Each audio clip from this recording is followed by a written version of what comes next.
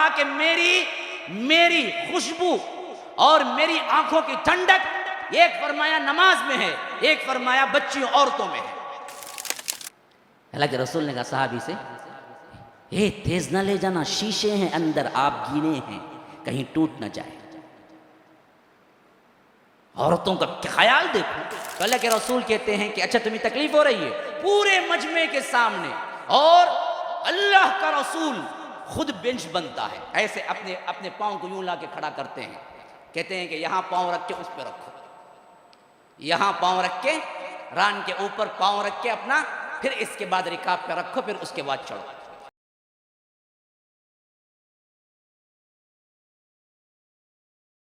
ये बेटियों के माँ बाप को भी अकल पे क्या है, अंधी हो चुकी है, पट्टी पड़ चुकी है। बेटी का बाप बन गया, पहले ही मजलूम हो जाता उन्हें, बेटी का बाप ना मोड़े, सब क्या करूं की बाप, बेटी का बाप का तो क्या जानवर का बाप, तो इंसान का इतना बाप, तेरी खैरत कहाँ चली गई। बेटी का बाप, अल्लाह जब बेटी दिया तो अल्लाह बेटी को ब्याह करने का सामान भी देगा। तुम कौन होते हो अपने ऊपर जिम्मेदारी लेने वाले।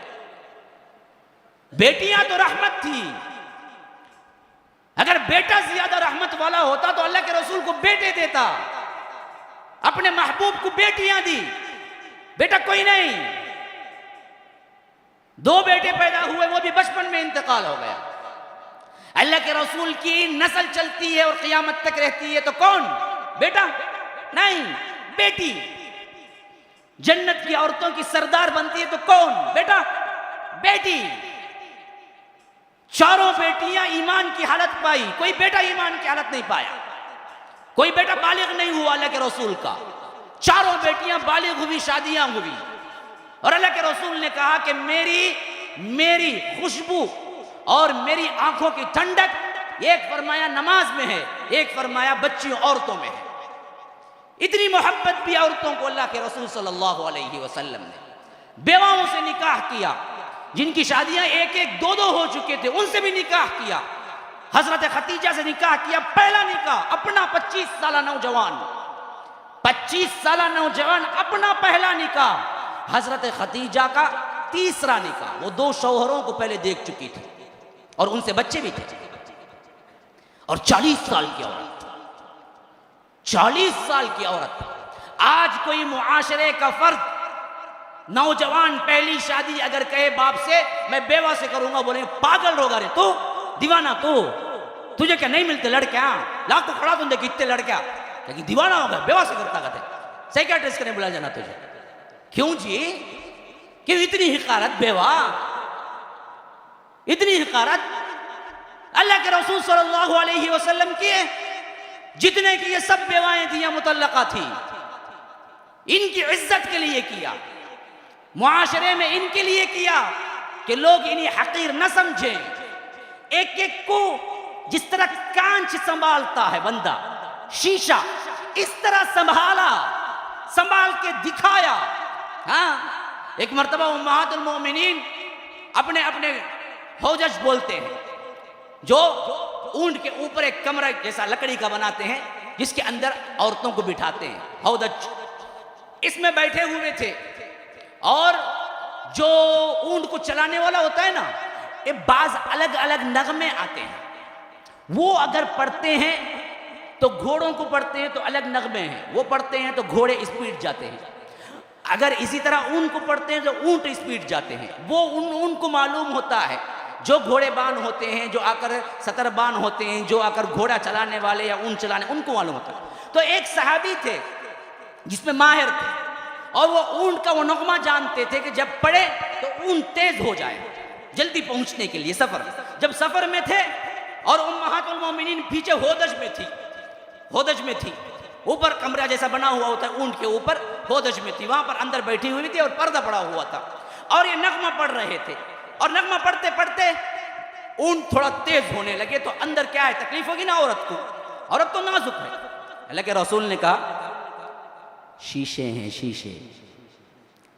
अल्लाह के रसूल ने कहा सहाबी से, ए तेज ना ले जाना, शीशे हैं अंदर, आप गिने हैं, कहीं टूट ना जाए। औरतों का ख्याल देखो।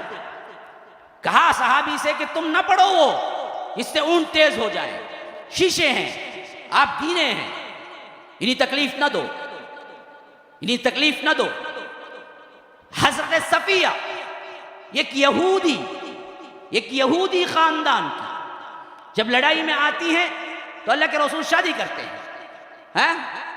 सफिया बिनते हुरई बिनते अख्तब, अल्लाह के रसूल जब वो चढ़ने के लिए आते हैं, शाही खानदान के होते हैं, यहूद में बड़े कबीले के होते हैं। बताया जाता है हजरत हारून अलैहिस्सलाम के खानदान से थी।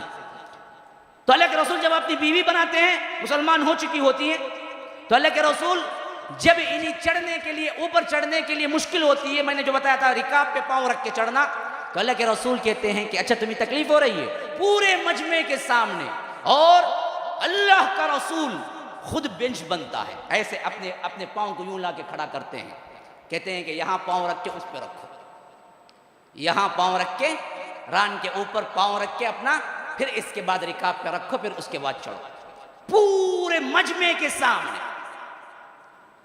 अम्मा आयशा कहती हैं कि अल्लाह के रसूल सल्लल्लाहु अलैहि वसल्लम एक मर्तबा मेरे घर आए थे, सौदा या सफिया, उन्होंने कोई शरबत या कोई मलीदा था भेज दिया। हजरत अम्मा आयशा बड़ी गिरत वाली थी और बहुत ही अल्लाह के रसूल सल्लल्लाहु अलैहि वसल्लम को चाहती थी। तो जब आते थे तो चाहती थी कि पूरा वक्त और पूरी चीज अल्लाह के रसूल को खुद बना के दे। तो अब ये सौकनों का तो मामला होता ही, वो तो उम्महातुल मोमिनीन थे, हमारी माएँ थी, हम उन पर कोई गुफ्तगू नहीं कर सकते, लेकिन सौकन इंसान के नाते कुछ ना कुछ हो ही जाता है। तो अम्मा आयशा के घर में थे अल्लाह के रसूल, तो हजरत सौदा या हजरत सफिया भूल रहा हूं, इनमें से किसी ने एक मलीदा बना के भेज दिया। अब वो बंदा ला के कहा कि आपकी और एक जौजा बीवी ने ये भेजा है। हजरत आयशा को इतना गुस्सा है, उठा के मारा तो टुकड़े टुकड़े चकना चूर हो गए, चकना चूर हो गए, और गुस्से में आके वो मलीदा उठा के अल्लाह के रसूल पे मलने लगे।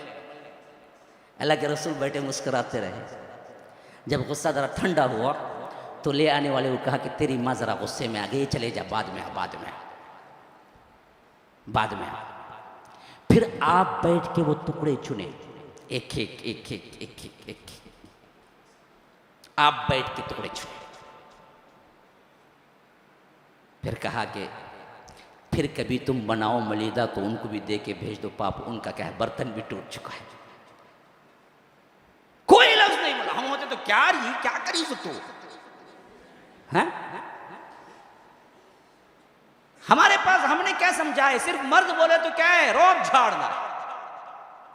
ये सुलूक फिर कहां गया? तो याद रखिए ये चीज थी असल में जो अल्लाह के रसूल सल्लल्लाहु अलैहि वसल्लम ने औरतों को दिया।